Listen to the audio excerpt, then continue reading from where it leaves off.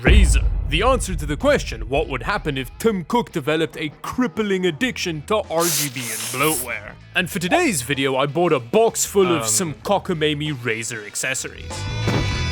This box, with just 3 Razer accessories of varying degrees of ridiculousness, cost 1,300 Canadian dollars. That is an absurd amount for what's in here. But before we get into that, in a world dominated by a never-ending quest for more CPU cooler EP, one challenger remains victorious. With up to 420 millimeters of radiator power, able to cool the most demanding loads. Designed and engineered to perfection with one goal in mind. Be quiet. Silent Loop 3. Available down below.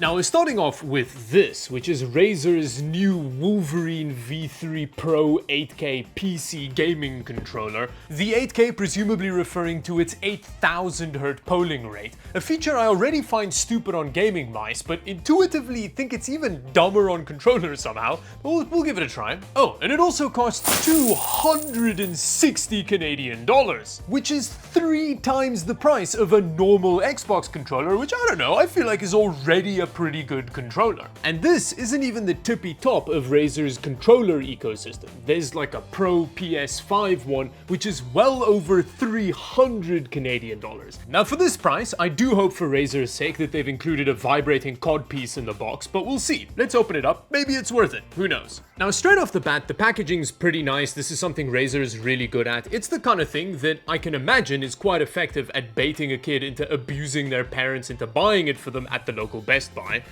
So it's good to see that they're still good at doing that. Ooh, it comes with a little pouch. That is actually really cool. I like that. That's a nice touch. Now, aside from this relatively nice USB-C to A cable to charge it, we unfortunately don't seem to get a vibrating cod piece. That's a pretty big letdown. It's a nice zipper.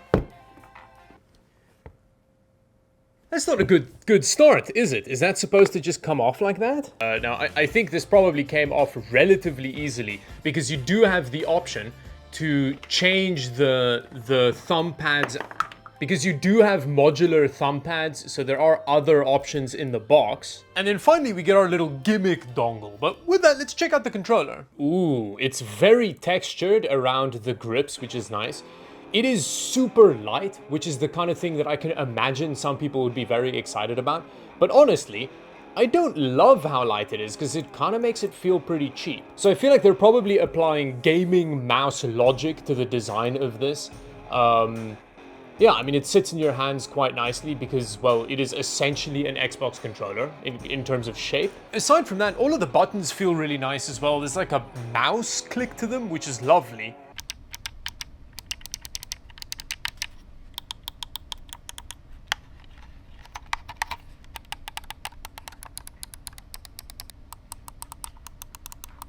And there's a metric butt ton of them. You get 4 extra buttons on the bottom of the grips, which feel a bit like something I might accidentally hit, but we'll see how that turns out in practice. And you also get a 3rd set of shoulder buttons. But let's see how it feels compared to the normal peasant Xbox controller. Straight off the bat, it feels heavier, but I kind of like the weight of it. I feel like the weight is nicer. And I'm sure a lot of you will disagree with me here, but with a gaming mouse, I get why you wanted light, because it's moving mass, right? You have to move the mouse around, and the lighter it is, the easier that is to do quickly and accurately. But with a controller, you don't need that lightness because the controller isn't moving. It's stuff on the controller that is. So I kind of prefer the weight of this one. In terms of ergonomics as well, it's missing these triggers, which if anything make it pretty nice to grip. And its texture is also different. So the Xbox controller has some texture on the base of it, but it's smoother on the top. So there's like multiple textures going on, which makes it feel quite premium. I don't know, I feel like the Xbox controller almost feels more premium. Having said that, the mouse clicky buttons on the Razer controller are quite a bit nicer.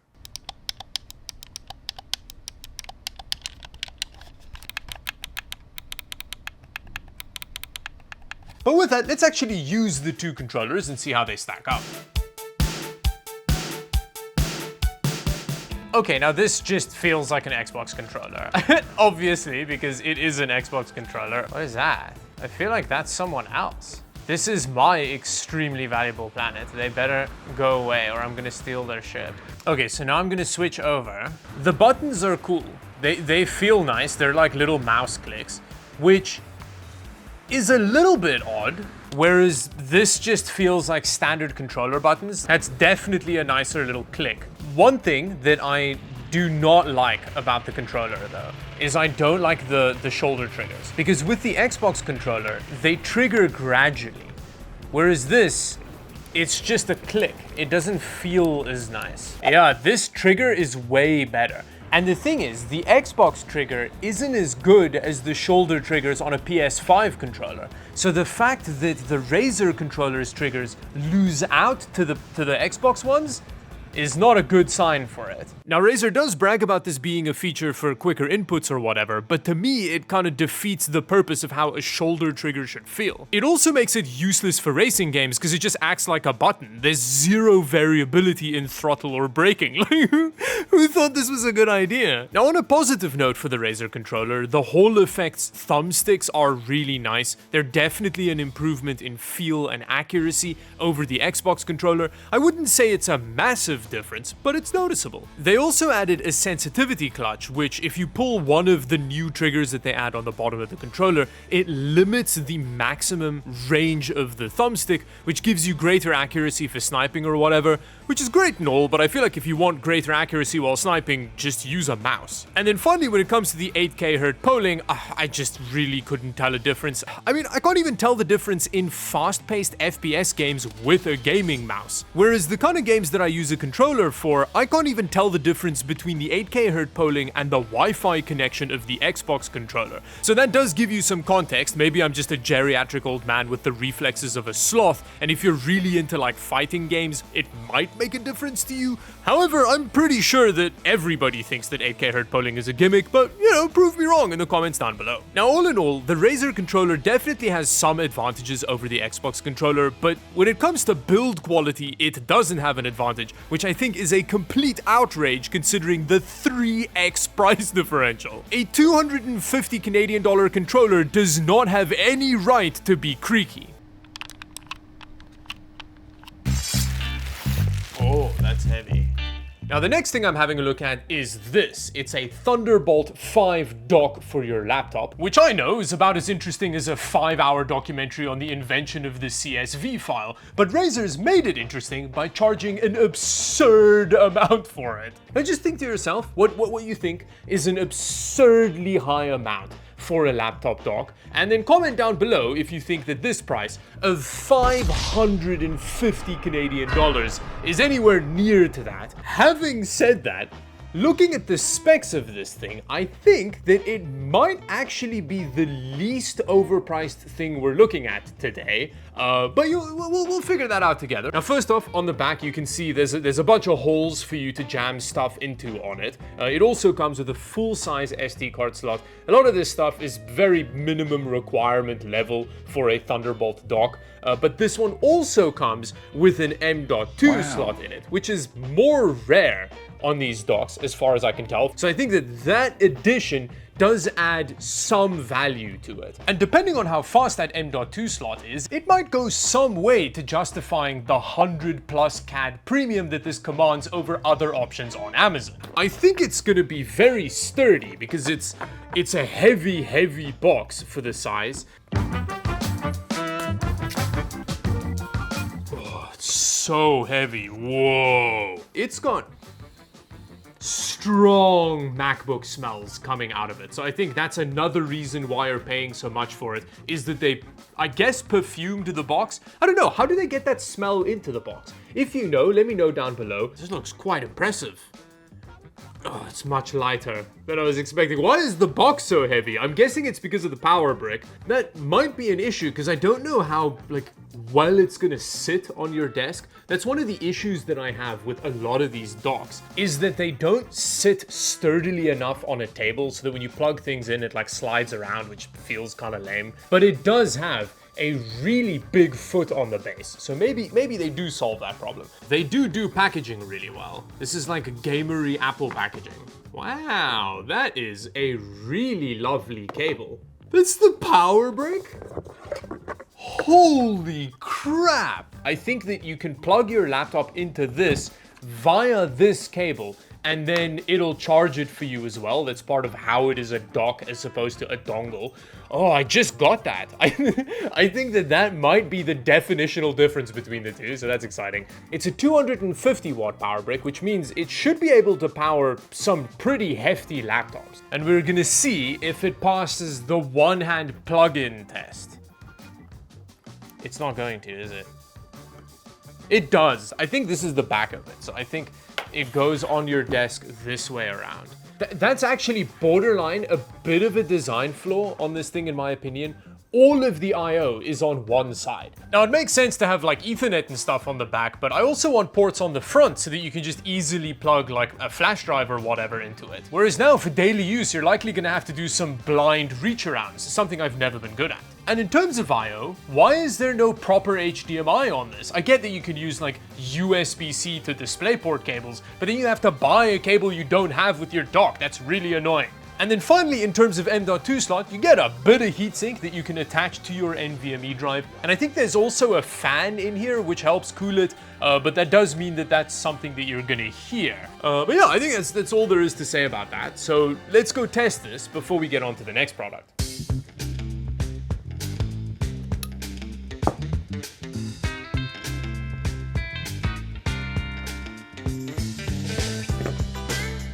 Now, start off the bat, it worked with my Asus Zephyrus GU603, which it makes sense, it should work with it. But again, I did need to use a Thunderbolt to DisplayPort cable to connect an external display through the dock, which is a little bit annoying. And the laptop didn't pick up the M.2 drive that I plugged into the Thunderbolt dock. Luckily, I fixed this problem by plugging the dock into the other port on the laptop, which is a bit weird that it worked, considering that both of them seem to be labeled as Thunderbolt ports, but according to the spec sheet on Asus's website, one of the ports is just USB 3.2. And when I plugged the dock into my Lenovo Leg Ion, which only has USB 3.2 ports on it, it also didn't read the M.2 drive, so there's definitely some backwards compatibility issues with non-Thunderbolt ports to bear in mind. Now, when it comes to the NVMe speeds, the dock has a Gen 4 M.2 slot in it, and when compared to my Thunderbolt 5 Ugreen M.2 caddy, they had about the same read speeds, but the Razer dock had much lower write speeds for some reason. And increasing the duration of the test kicked the Razer dock's write speeds in the crotch even harder.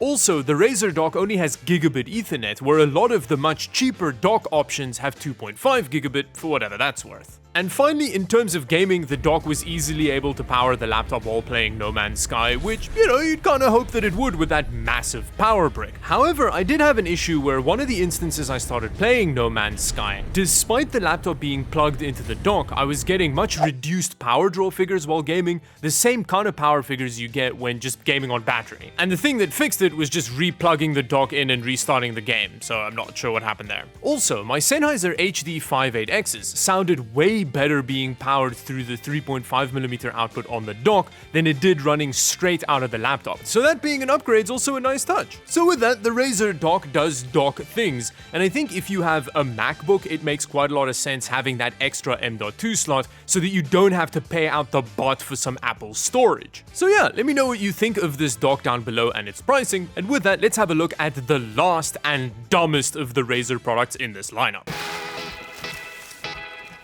And then finally, we're gonna have a look at the whole reason I'm doing this video, and it's by far the dumbest product in this lineup, the Clio, which is like headphones for the back of your chair, but it's like a speaker, but kind of not. Now, Razer markets this thing as a headphone replacement to reduce fatigue or whatever, but I think it's a terrible idea, especially considering that they're selling it for $230 US. You can buy some serious headphones for that amount of money. I mean, this thing can have full range drivers up the butt or whatever. There is no way sound-wise it's competing with something like HD6XXs. Now, further down in the marketing, they do also mention almost as an afterthought the obvious use case for this thing, which is as rear channels in a surround sound setup, which makes a lot more sense to me, but we will test out both use cases in today's video. Maybe, by the end of my interaction with it, I will be convinced, but do bear in mind I am going in very biased here.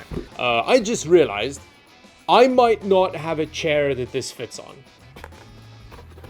Ooh, here's a breakdown of how to install it on your chair. So that is the actual speaker. Wow, that is heavier and squishier than I was expecting. That is one of the things with Razer products, is that they do have a good presentation. It's kind of like with Apple, where it is part of what you're paying for. And in this final little thing is a wireless dongle for it. This is quite squidgy. I mean, this is quite a nice feeling little head bit.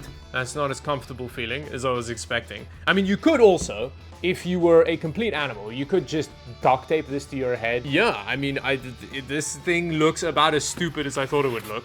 You get 2 straps on the back so you can secure it nicely. And then on the top, we also have some buttons, which feel lovely, actually. Oh, that is insane. It doesn't come with a cable for you to plug it in with.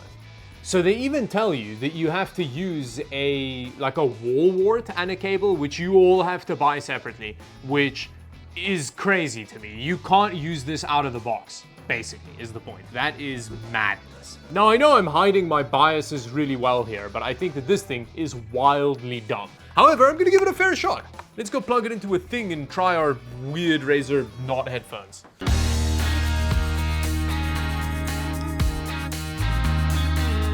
It immediately doesn't fit on the only gaming chair I have. Like, this back strap can't go far enough down, so it's just like the top one now. So I think what I'm gonna have to do is maybe run it through those like seatbelt holes. But that also only worked in a very savage fashion. The bottom straps wouldn't go short enough for it to be tight through those seatbelt holes, but at least the top strap could more or less hold it in place.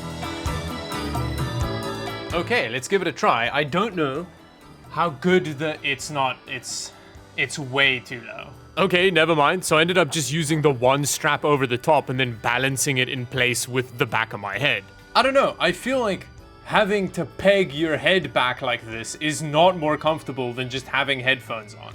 I think part of the problem is I also have the like vibrating butt pad on here, so it lifts me too high up.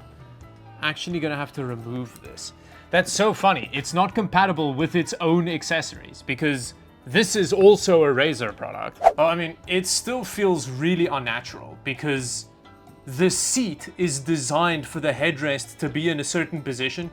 So when you add a thing in front of the headrest, then it kind of pushes your head down in a weird way. That is not more comfortable. Yeah, big surprise there. It ruins the ergonomics of the chair a little bit. Okay, so with all of my whinging out of the way, I decided to finally try it with a game. And would you believe me if I said that I was pleasantly surprised by the sound quality? First thing, our Razer bloatware does pick up the device. Now, straight off the bat, it sounds almost exactly how you would imagine speakers in a headrest would sound.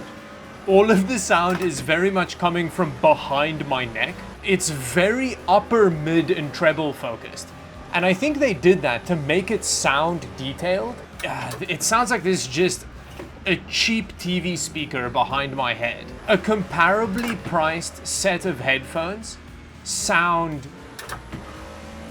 an order of magnitude better. It sounds so different to how I'm used to experiencing audio in games and stuff.